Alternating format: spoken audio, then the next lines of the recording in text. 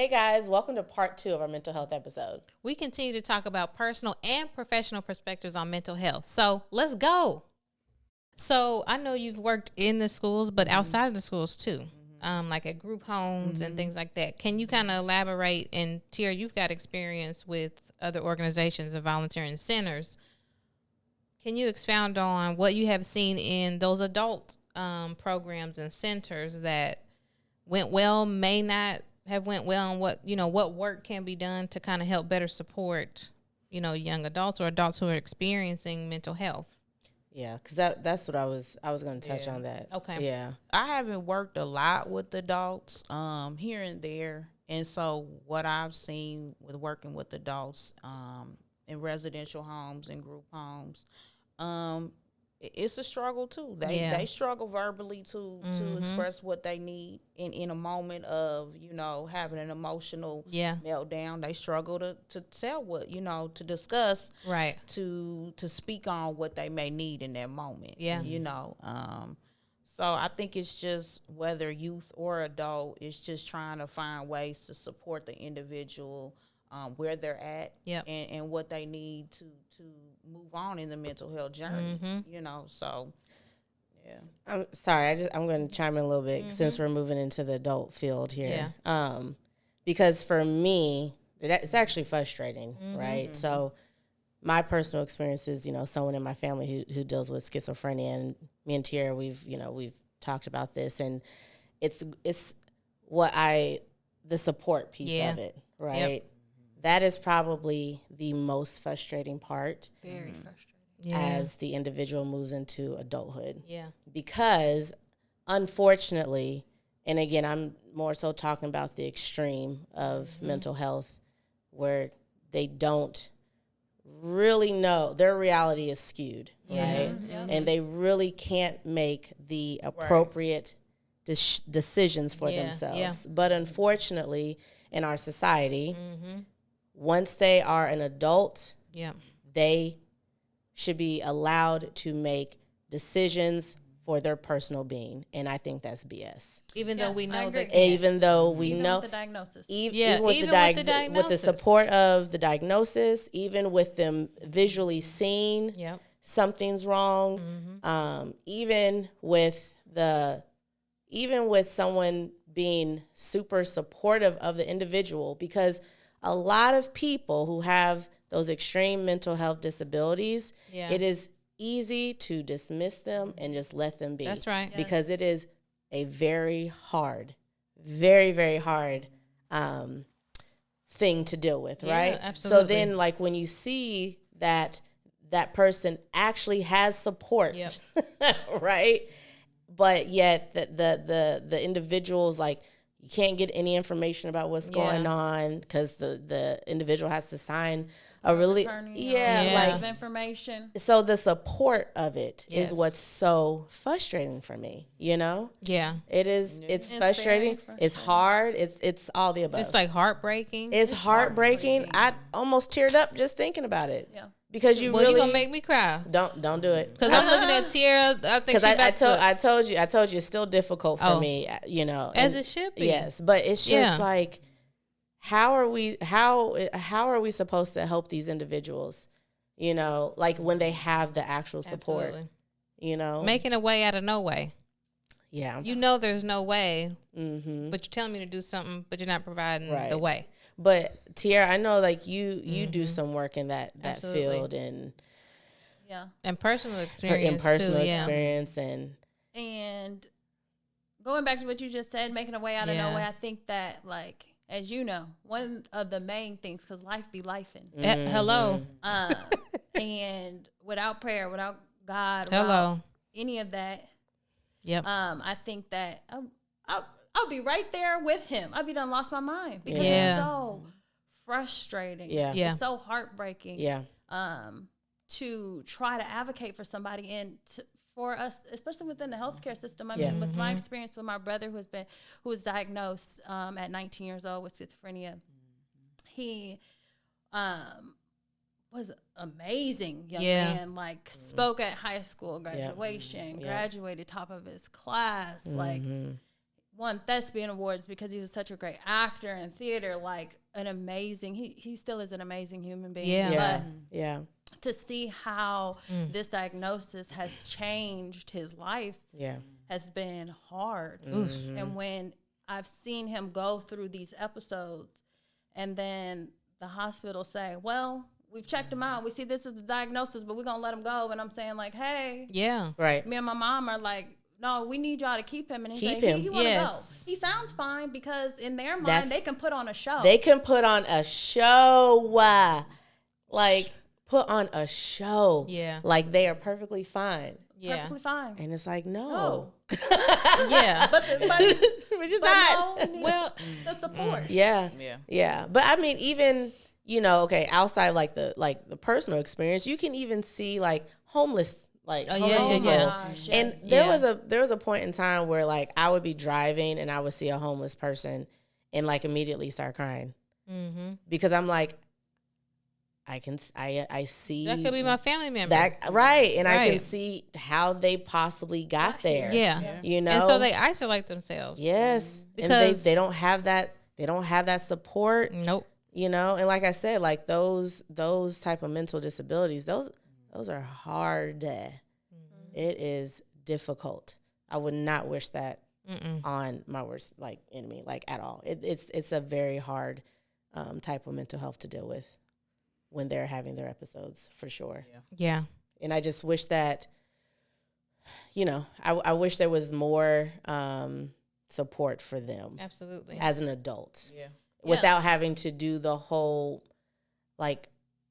power of attorney, having, you know, to go through all that. Having to go through all those, and that takes time. Yeah, even. to be somebody's guardian. Yeah. You got to go to court. You got to pay the money. All of that stuff is expensive. Yes. Meanwhile, he's having an episode. He's going through all these things, being dragged through the system. It takes years for me to even be able to get the resources or to even be heard. Yeah. So I know, you know, Tam and I would talk about we need the resources. But now you taking us through the ringer. Now we're going through all this and still have gotten nowhere because the system makes you go through 30 days of this, 10 days of this. You got to fill out life is lifing. Tiera said, while you're having me do this, this person is still this person. And they still need help. Yeah. And it's unfortunate to think that we are still in the same place today that we were, 13 years ago? Absolutely. Now, insane. To that point, go ahead, Tiera. Go ahead. I was just going to say something else that Tam mentioned was those individuals who are unhoused.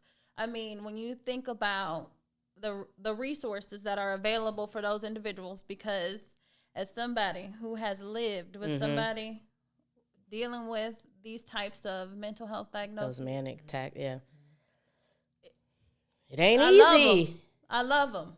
And you try, but the support needs to be there. Yeah. And even trying to get them into their own home is difficult, especially even if you got SSI or Social Security Disability. Yeah. That $700-800 a month ain't getting you gone. I know that's nowhere. Right. Nowhere. You can't live anywhere. You can't pay rent. Nope. Yeah. And if they have had the support of family members, most of the time they've been living with somebody. They don't have the history to go back, you know. So it's very hard for them to get an apartment and to kind of start over. And so many of them end up on the street. On the streets.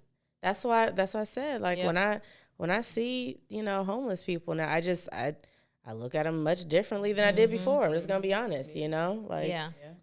I mean, so Tiera, to kind of your point of some of the housing, can you kind of speak to your experience with that? I know you volunteer with that. Yeah. The pros and cons with that, the work that needs to be done. What is actually out there? Because I'm going to be honest, I remember I had reached a point where I was like, I don't know what to, you know, you kind of get helpless, I guess. Oh, absolutely. And it was nice to know that Tiera and I, I feel like we mentioned this maybe another episode or whatever, but to know I'm not alone. Absolutely. You know, someone else is experiencing something similar. So and there are things I didn't know as far as what is available, what is out there. So back in about 2018 or 2019, my brother came and stayed with me for a little while, and it was fine. helped me out around the house. He did a lot of stuff, and it wasn't even a season where I felt like it was difficult for us to live together. But with him being an adult, he was also feeling like, I don't want to be living with my sister forever. Like, I'm grown, you know? Yeah. And so trying to find him housing just was difficult. I came across an organization called Buckner's Place.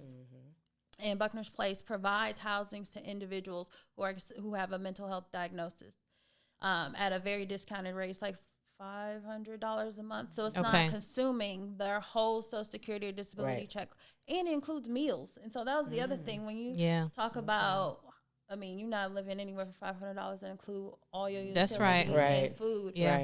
So it was a place where he was able to go and live and have a little bit of agency, where he felt independent. I think like all of that is really important. Since then, I've volunteered and I've been on the board of that organization since 2019. There is a gap, like I was saying earlier, since the closing of mental health hospitals. There's almost like no place for these individuals to go outside of, if, you know, we call it 911 for them to go to a hospital and then they put on a hold. But long-term housing is very scarce for individuals who are experiencing a mental health diagnosis. Now, are there any like stipulations and? Of course. I mean, those homes are drug-free, alcohol-free, which again, dealing with somebody who may have been diagnosed with mental health, they get to a place where like, oh, I'm good. Look at me. I'm living my best life. And then they're like, I don't need that medicine no more. And so then you're like, wait a minute. But you do. Right. Don't stop. That's right. And so then they get off medication at times, and then they go and self-medicate with those things. And then it can become this cycle, right? And it turns into an addiction of some sort. Like it just keeps growing. So I think just like the resources are just so necessary for them to be in the most supportive environment. Absolutely. Are they required to take their medicine? They are required to take their medicine. Okay. That's good. That's good. That is a good resource to have for the adults, but there just has to be more. There has to be more available for them. So just out of curiosity, with Buckner's Place, like, how does someone go about getting enrolled in that? Like, and I know there's only so many rooms they can fill. So how, is there a time limit? Like what's She does not have a time limit. They can stay there as long as they need to. And they're following the rules. As long as they're following the rules. Right. As long as they're following the rules. Right. They can stay there as long as they would like, as long as they're following the rules. But capacity, there is not a lot of capacity, especially come wintertime when during the summer, some of those folks might be a little bit more likely to go live on the street. And be okay with it because all of their mental capacity is not there. But come winter, when it's cold outside, it's always. I'm curious, is there like a high turnover? Like, there is a very high turnover. Yeah, because I'm sure, they may start off good, like, okay, I'm going to take medicine, and then it's like, all of a sudden it's like, no, I'm good, you know, I mean, even just thinking about medicine, I just started thinking about, like, before this episode, even though, and this is no slight to pediatricians at all, but I truly feel that there's a piece missing on mental health with adolescents. I'm about to eat this microphone, just hit my lip. And I had to go through like 5 different doctors for Elliot, the right one. Because you're not taking it seriously. You're just prescribing medicine. Oh, you're just doing the job. But we need to know we know one size doesn't fit all. Right. So I need you to be invested. And I think that not only for adults, but also for kids, it's like that investment piece. Absolutely. Is key, because when you're first starting out trying to figure out, how to advocate for your child or find the best avenue, you don't know what you're doing. You're like, and you lean on the doctor, but the doctor says, hey, studies show that this medicine works for most. You go home and take it. Now your son is a zombie, or your son is complete opposite or hyper or more aggressive. And we talked about that too. So we went through multiple pediatricians and multiple medicines. Wait, so you're saying even after just saying like, hey, this medicine is not working for my son, they wouldn't try to fix it? Or so you're going new medicine. Try this one. Come back in 2 weeks and let me know how it works. Oh, right. There's no what happened. Oh, what can we do better? There's no holistic way in which they go about it now. Trying to get to the root issue. Trying to get to the root, because now my son doesn't take any medicine, but that was because he matured, his body chemistry changed, and all of that. But we needed medicine in the beginning, and I think it's not a one size fits all, and you could really change like a person's whole mental. Now they're at school doing things that you're like, well, what?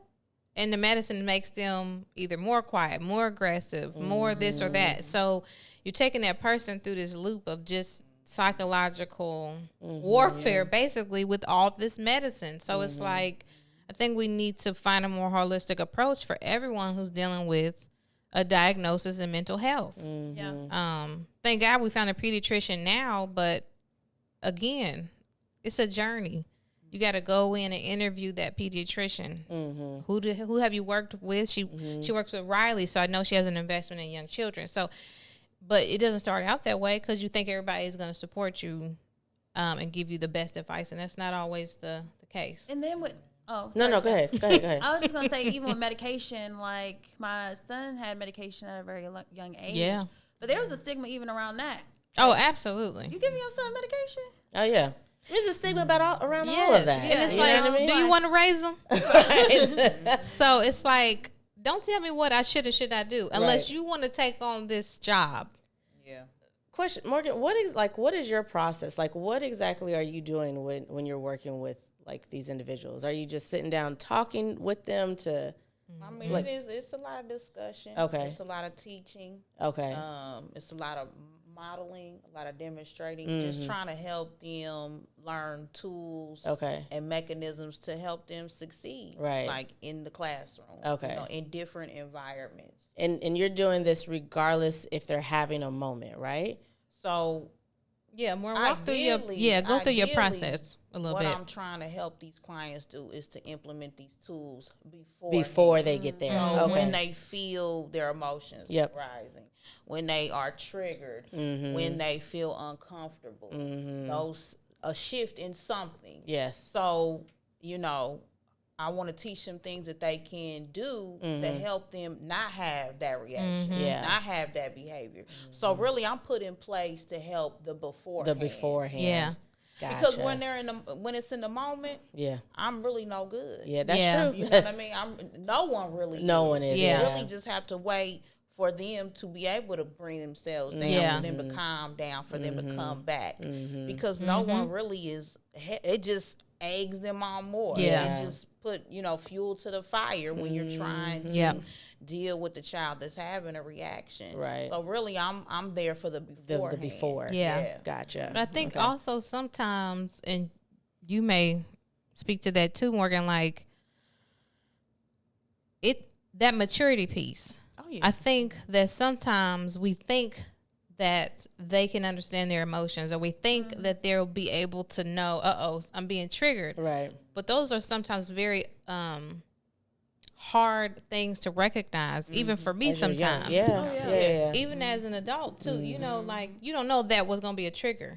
You didn't know that you was so for me, Elliot had to mature into recognizing your triggers in order to be able to use the tools that his therapist was giving him or his school was giving him. Because, and also I think sometimes in schools they're like, well, he going to therapy.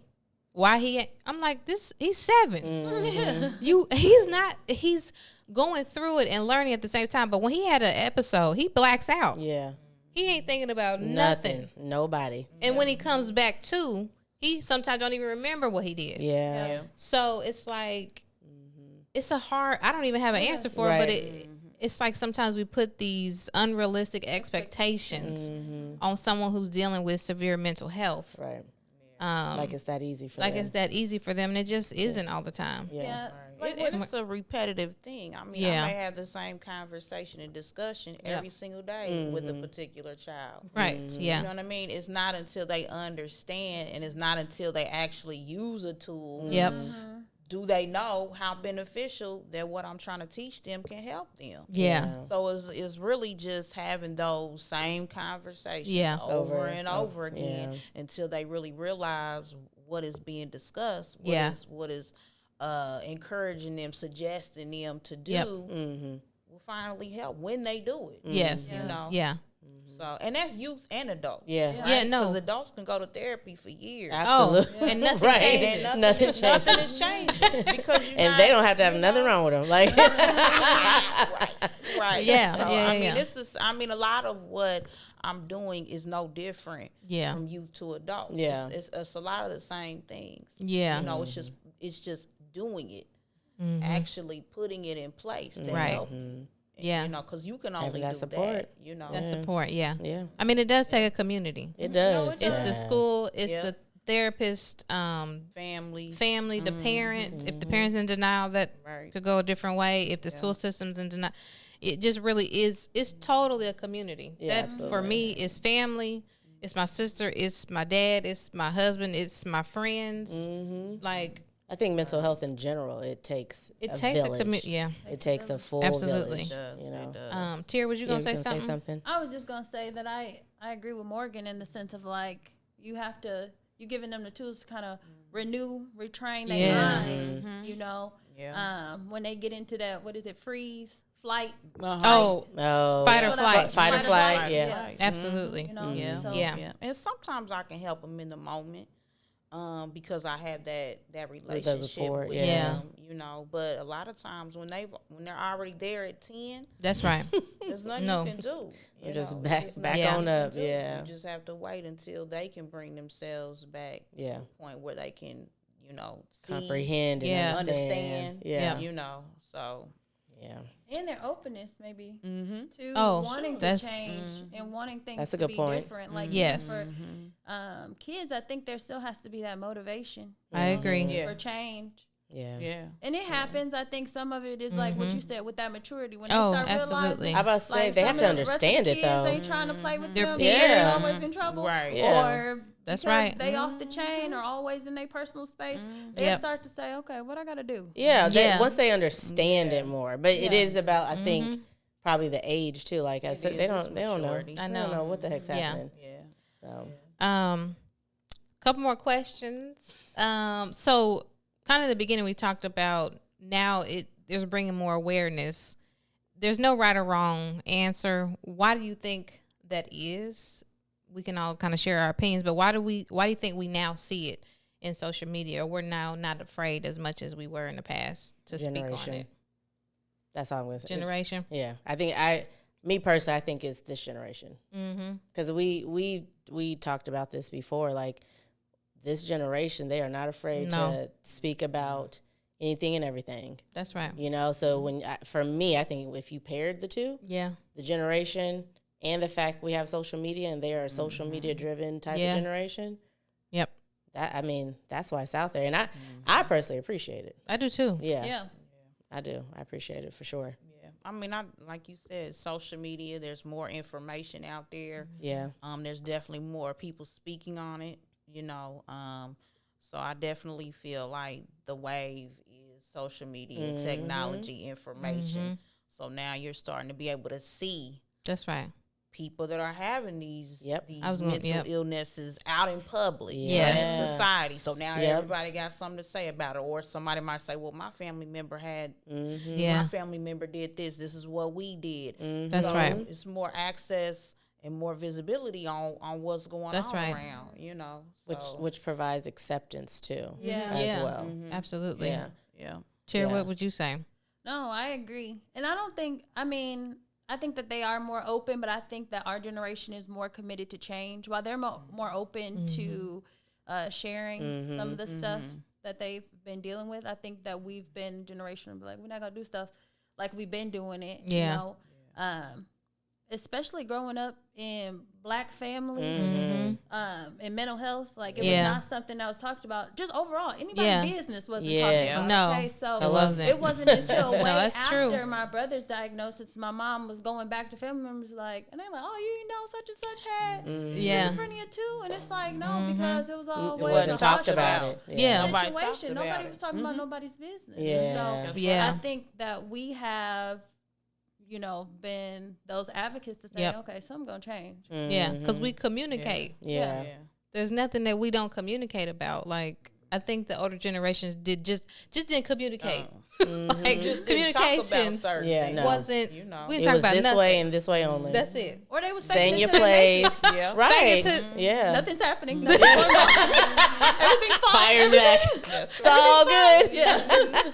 What do you think, Jordan? I think probably a combination of what you guys were saying, but I do think, just personally, like the conversations I have with the three of you guys, I think having the conversations and not being afraid to have them is what pushes us to be better. Because if I didn't talk to Tam, Tam may not know what I'm going through, and vice versa. Yeah. And then I think that opens the door for then Tiera. Oh, well, Tiera finds out similar stories. So I think just being able to have a safe space. That's how I found out about Tiera's situation, by me talking to you.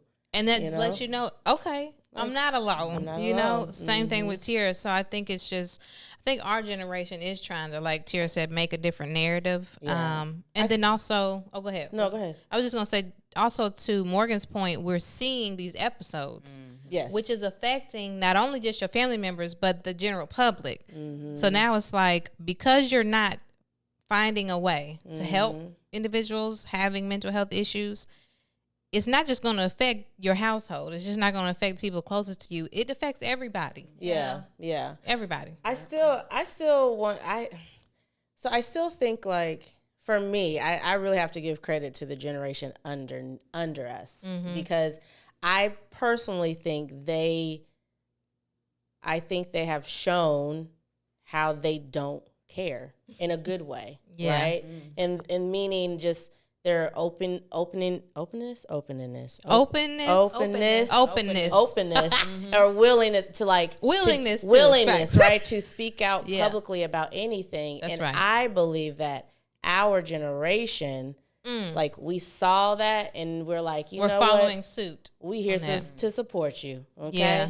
Like, me personally, I have to give credit to them, because they have a I don't care type of mindset. They're going to say what they're going to say. They're going to speak about whatever it is they're going to say. And I mean, we saw that and we were like, yeah, shoot, let's go with it, But I do want to, there's a person that I follow. She has, on TikTok. Anyways, social media, right? But she has Tourette's. I've been following her for the longest time, right? And she has Tourette's, like, very bad, and she just has, like, documented just, like, her experiences and stuff like that. And so, like, we wouldn't do that. It's that generation, the younger generation, that's gonna put it out there and show, like, look, I have this. I'm not the only one. Like, just recently, I almost wanted to shed a tear for her. She went to it was like a conference for like Tourette syndrome, and they're all in a room. Just being free and open to be able to be themselves. You know what I mean? Because it's not all of who you are. It's not. It's not. But it like, isn't. I don't think that we would have necessarily done that. Or as like the older generation, without seeing that from the younger generation. You know? That's a valid point. Right, and all these podcasts, these shows, these reality TV shows, you're seeing a lot more, of different things. So it's bringing light, absolutely, to everything, really. I agree. So, well, ladies, no, keep going. Look. I was just gonna say, if there's one thing that I do wish there was more, like, support and light on, is the support for adults No. with mental disabilities. I love the fact that we're able to see it now, right? But what do we do with it? What are we really doing now to help support the individuals? That is the one the one wish that I have. Well, I was gonna say that's actually what I was gonna say. That's needed. For sure. What do you think? Well, that is not. I also think that there's some of those other categories of folks that are not being covered by those dollars. That's right. Covered by those dollars. Absolutely. Right. And so some of those dollars need to go towards adults who are really struggling. I agree. And again, it's not to like dismiss any other. No, right? absolutely one is worse not. than the other. It's all not good. It's all not good. That's right. But I do I think like mental health awareness month, right? Mm-hmm. When that comes around, it's focused on certain areas instead of others, but there is a whole spectrum. Yes. A whole spectrum. And if that month is going to be designated to mental health, it needs to cover for everybody. I think as a society too, maybe it's not even a society. I think that the people who really make the decisions and who will need to make the difference are uneducated and also scared to open that door, because then they are really going to have to put fuel to the fire and make a change. So nobody really wants to make the change. I mean, we are advocating and pushing for it, but the people who are really going to have to do the work, I think that they need to be educated and to be made. So we just keep it this small little circle of people because we know it's not too much. We ain't got to do too much, and we're just going to control it to the small group when we know it's much larger than that. Yeah. So I think that's a shame that we operate that way. Yeah. So that is kind of my last question is, from your personal experience, professional experience, what can we do better? What have we seen? Just, I guess, a rounded statement of what we can do better. What we can do better, and something that you would like to see change. Well, I mean, I think just keeping the discussion going, conversations going, bringing it up in platforms like this, and maybe one individual that has some type of leadership role can watch and then take it back to whoever. So just keeping awareness going, keeping the discussion, like I said, conversation, and not be quiet about it, not sweep it up under the rug. And also keep supporting.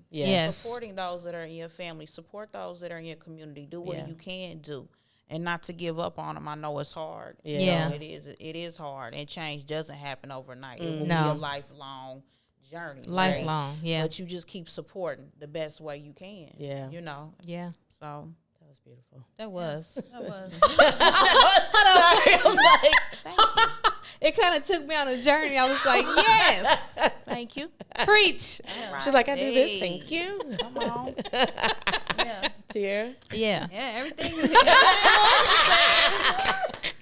I mean, everything Morgan said, I think is necessary. And I'm going to add on prayer. Continue to pray for them, man. I was going to say, pray for them. And continue to learn, about... Amen. Educate yourself on educate yourself about everything, the resources that are available as things start to change. Because there's always, because it is a spectrum. I always learn that there's more things that we haven't kind of captured within that spectrum. And Absolutely. Educating yourself. That's right.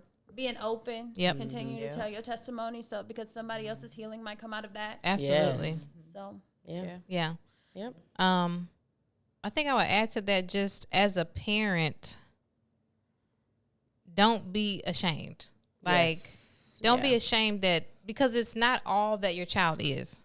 Right. It's a part of your child, and as much as you can move in that direction, because the child also realizes they are different in some ways, and they may be being treated differently. And that is true. 100%.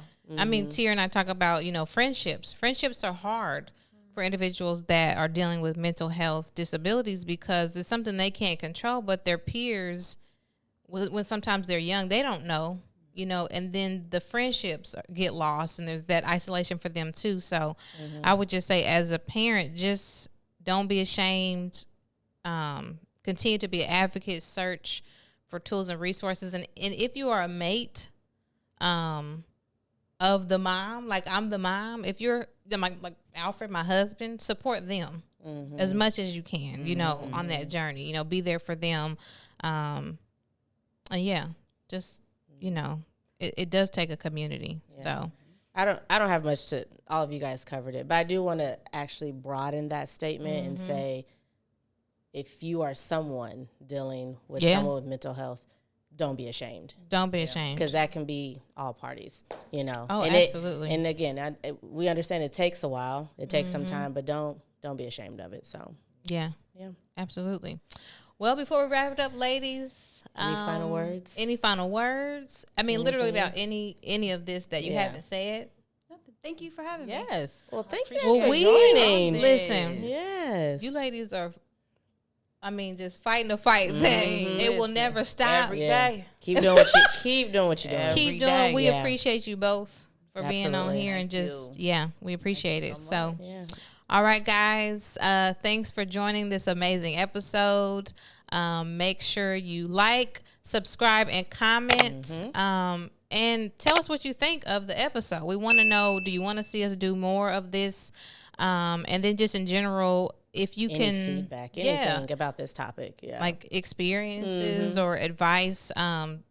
These women are in our lives continuously, so if there's a question that needs to be answered, you know, throw it in there too. But yeah, until then, don't forget, no tea, just coffee. Bye. Bye, guys.